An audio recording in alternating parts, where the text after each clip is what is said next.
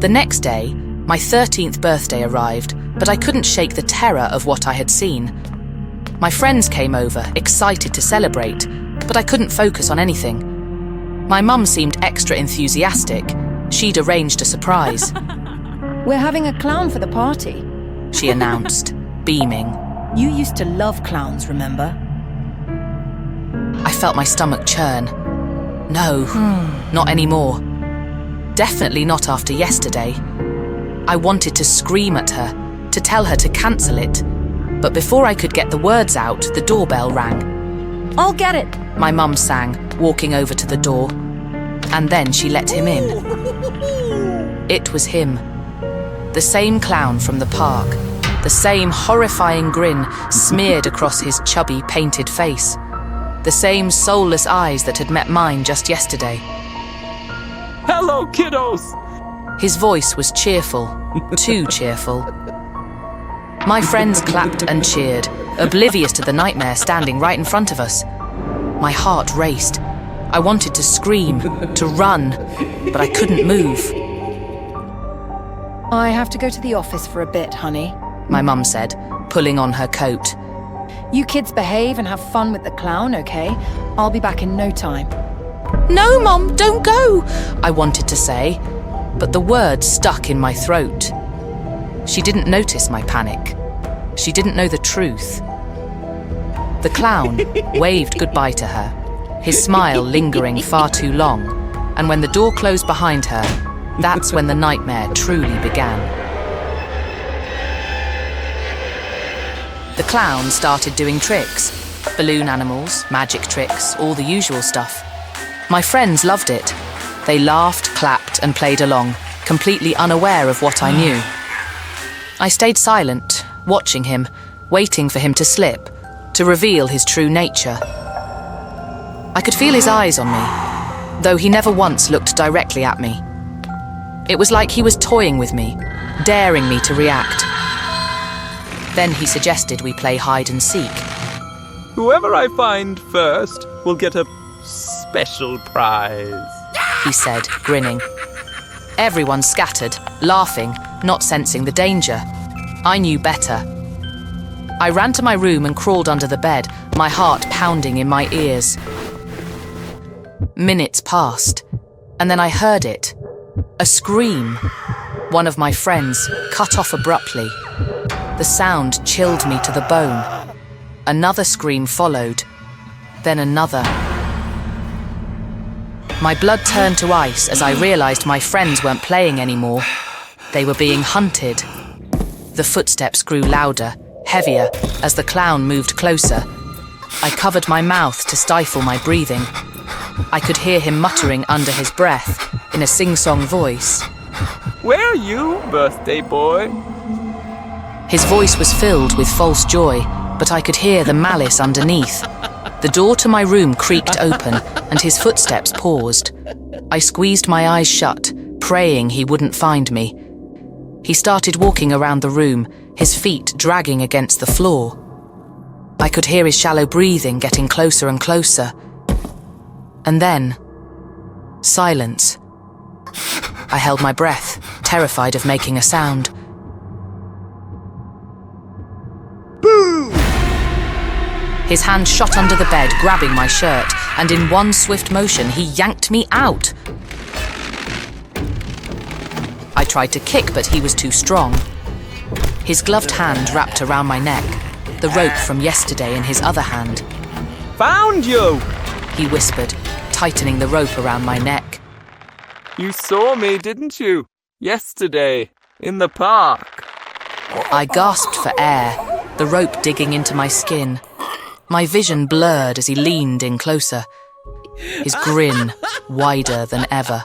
Can't have you running off again, can we? Just as I felt the world starting to fade, I heard it. My mum's voice screaming from the doorway. She must have come back early. The last thing I heard was the sound of my mum calling the police before everything went dark. I woke up in the hospital, my throat sore and a red mark still visible around my neck. My mum was there, her face pale and eyes red from crying. She told me the clown had escaped, fled through the back door before the police arrived. They were still searching for him, but deep down, I knew they'd never find him. The mark around my neck would eventually fade, but the memory of that grin, of those cold, lifeless eyes, would haunt me forever. The clown was still out there, waiting, and he knew exactly where to find me.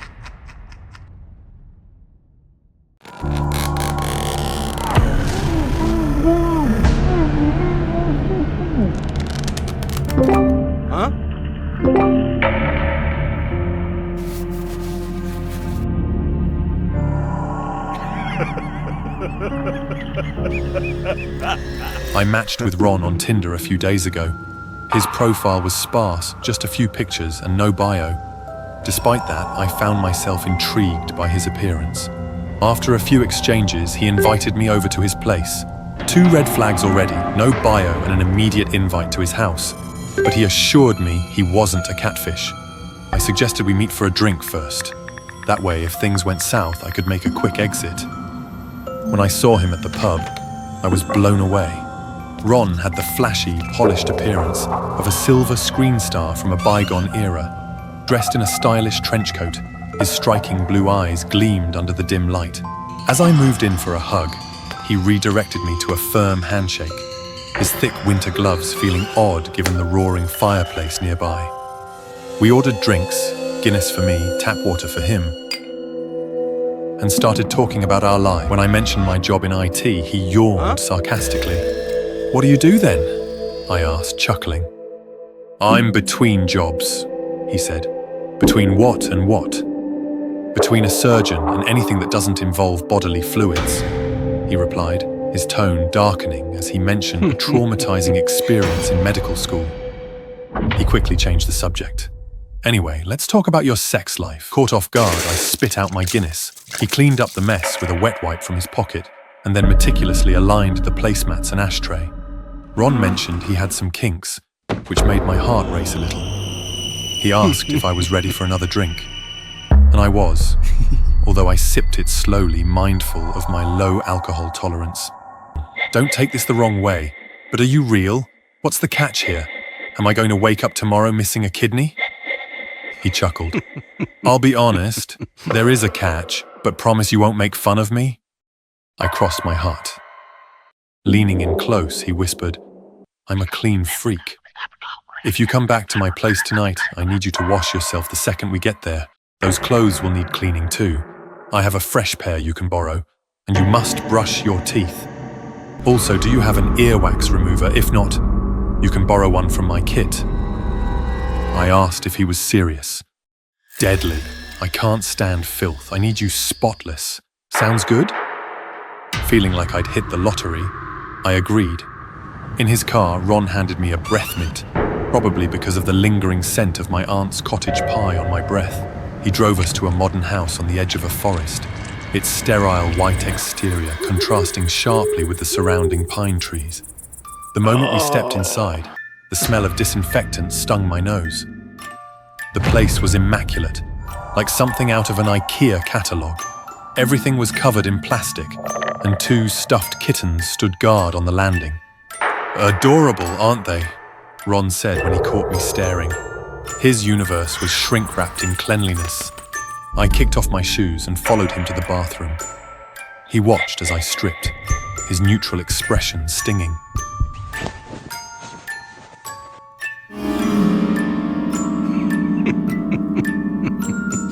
He sealed my clothes in a Ziploc bag and handed me specific soap and shampoo. Fighting the urge to be sarcastic, I stepped into the shower. In the lounge, he handed me a shot of something fruity and sour.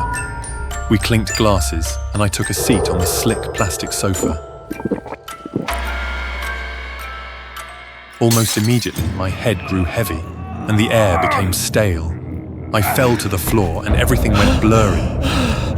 I struggled to stay conscious, my brain unable to piece together what was happening.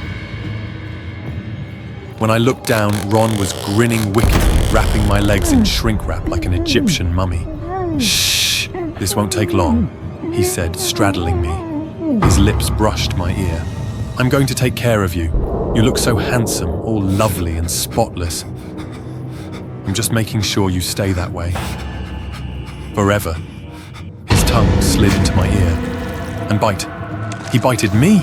He gently wiped the blood from his lips as if he had just savored a delicious meal, then left to fetch medical equipment. Panic surged through me. I needed to escape. I struggled, but Ron's grip on my ankles tightened. "Stop it! You're messing everything up." With all my strength, I rolled off the bed, hitting the wooden floor hard. I opened my mouth to groan, but instead a torrent of vomit erupted, spraying chunks of cottage pie everywhere. I made it to the kitchen and pulled myself up to the counter, searching for a sharp object. I finally grabbed a knife, stabbing at the wrap until my arm came free. Ron burst into the room, a syringe in hand. He lunged at me, but I caught his forearm, smearing vomit across his face with my other hand. He convulsed violently, dropping the needle. I grabbed a pan and hit his head until he went limp. In the hall, I called 911.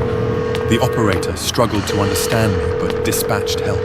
My memory blurred, and the next thing I knew, emergency responders were surrounding me. At the hospital, Ron claimed I attacked him, but when police searched the area, they found a decomposed body wrapped in plastic, confirming my story. Ron denies any wrongdoing, but with the evidence, he faces justice. For me, I'm recovering mentally and ready to find love again, this time being careful not to ignore any red flags. Recently, many strange things have been happening in my house. Furniture has been moved, newly bought, milk is gone, bottles of wine have been spilled, and there are scribbles on the walls with mayonnaise and ketchup saying, "I am in your room, come find me." I don't know if I am being haunted by a spirit, but everything started that night. My sister and I performed a spiritual ritual for the first time to connect with our deceased mother through an Ouija board. I held my sister's hand tightly. The air turned cold. When the candle went out, red letters appeared before me saying, "I'm in your room. Come find me." Terrified, I ran to the living room and saw the TV was on, switching channels rapidly. Turning around, I saw the words, "Marry me," on the wall. I was horrified. I thought it was my mother, but it should be someone else. Someone real in the house. I told my dad, but he didn't believe me. He thought I had watched too many horror movies and couldn't tell the difference between fiction and reality anymore. Did he think I was joking or something? I was really serious. One day, my sister and I came home and noticed someone had used the bathroom. My father came home shortly after, and I immediately took him to see. His eyes filled with panic. He started searching the house frantically. When he reached our bedroom and opened the closet, a person wearing a ninja mask and a native-style coat sprang out. He was armed with an axe and a steel wrench, and he forced us into the bedroom, locking the door. My dad told me to call the police. Luckily, the window was open, and I quickly jumped down to escape. I couldn't think of much else. I just ran as fast as I could to the neighbor's house and called the police. But by the time they arrived, he had vanished. I was chilled to the bone. He had been hiding in my bedroom watching us. I couldn't bear to return to that house. The experience haunted me. I had recurring nightmares, fearing he would come back to kill my family. So, the three of us stayed at a nearby hotel. The next couple days, my father returned to the house to get some belongings and saw a man standing by the window inside. The police arrived and found threatening messages on the walls. A knife was stabbed through a family photo with the words, "I'm still here, come find me," written in marker. Another photo was pinned with a knife bearing the words, "I will kill you all." The police continued searching the house. They discovered a fake wall in the bathroom that concealed the plumbing. Inside, they found a hollow space with oddly stacked clothes. The police officer pointed his gun and demanded the intruder to come out. Everyone was shocked when it turned out to be a 17-year-old boy named Daniel. How do I know his name? Because he is my ex-boyfriend. I dated Daniel during the Easter holiday, but it was only for a short time. I heard many bad things about him. Daniel was a strange person with antisocial behavior and had been arrested multiple times for breaking and entering and theft. I had a bad feeling, so I decided to break up with him. Then, Daniel had been hiding in my house for weeks, pretending to be a ghost to scare and watch my family without anyone knowing. Someone I knew was doing something incredibly perverted. I heard Daniel was placed in a juvenile detention center. 10 months later, his mother mortgaged her house to pay $10,000 bail for his release. I thought the nightmare was over, but it wasn't. Less than a month after being released, Daniel broke into multiple houses, stealing valuables. The Gustafson family, a young couple with 2 small children, suffered the most. Daniel armed himself with a gun and approached the Gustafson home. The pregnant mother returned home with her 5-year-old son.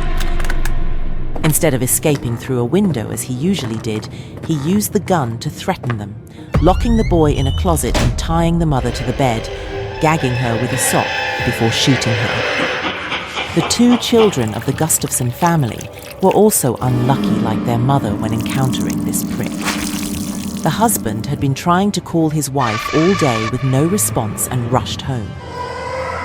Entering the eerily quiet house, he found his wife's body in the master bedroom.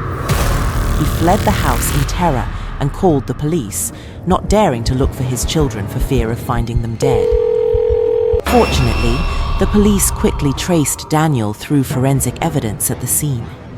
They found a wet shirt and gloves he used during the crime in the forest behind the victim's house. Police dogs followed the scent on the shirt to Daniel's nearby house.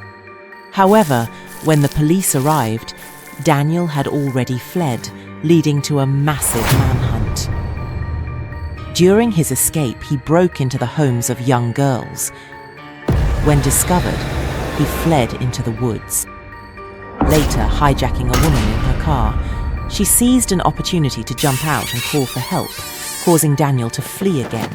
A few days later, Daniel was caught hiding in a trash can in a nearby town. My father, upon learning that Daniel had been released and caused such a massacre, expressed his anger to the media, vowing to kill Daniel himself if he were released again. It's so cruel. Even now, I'm still haunted by the thought that he's always watching me from behind the closet door. Or maybe he's secretly watching me shower from behind that wall. Daniel was brought to trial for the murder of 3 members of the Gustafson family and received 3 life sentences.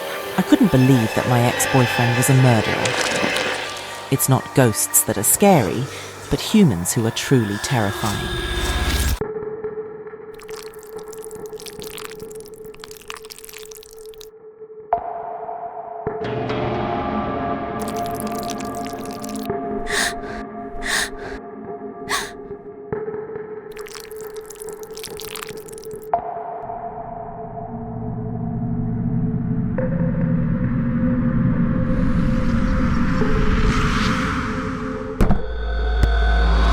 Moving into Eric's house was supposed to be the beginning of a fresh chapter for us.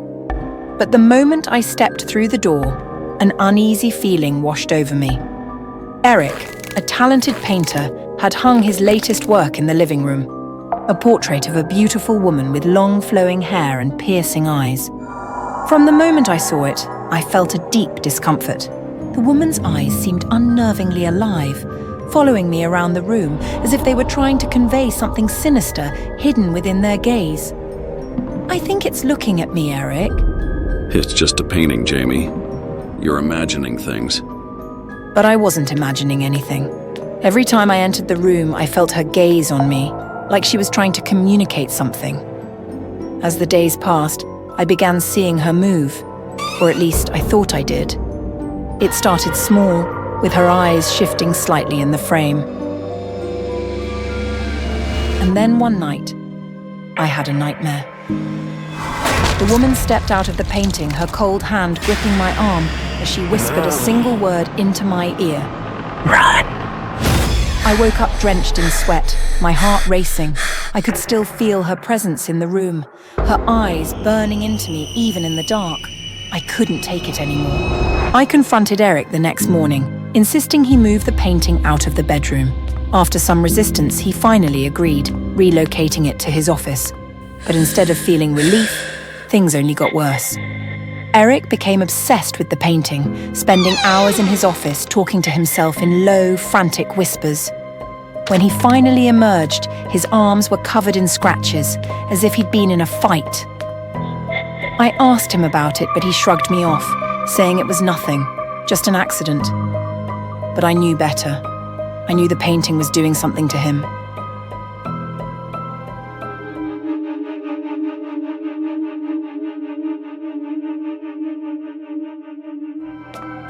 One night, after Eric had fallen asleep, I sneaked into his office, determined to find out what was going on. The painting hung on the wall, the woman's eyes now more intense than ever. They seemed to follow me as I crossed the room. My hands shook as I pulled out my phone, snapping a picture of the portrait.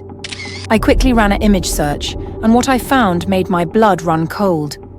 The woman in the painting was real. Her name was Anya, a young woman who had been reported missing years ago. The last person seen with her was her boyfriend, who had also vanished without a trace. There was a coincidence when I looked at Anya's picture. The earrings that Anya was wearing were identical to the pair that Eric gave me last month when we celebrated our 1-month anniversary. My heart pounded as I connected the dots. Could Eric be involved in Anya's missing?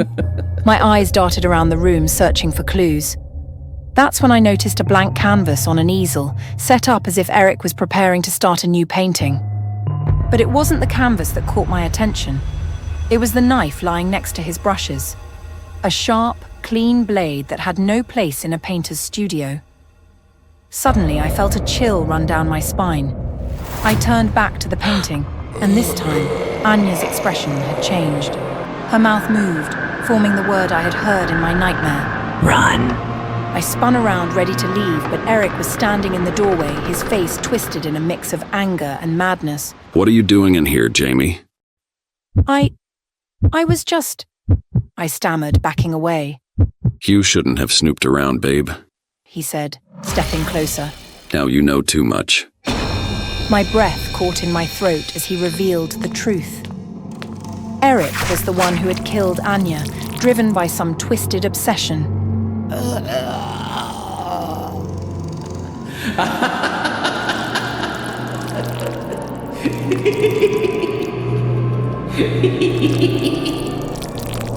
But now, he needed a new muse, a new canvas to save him from his guilt.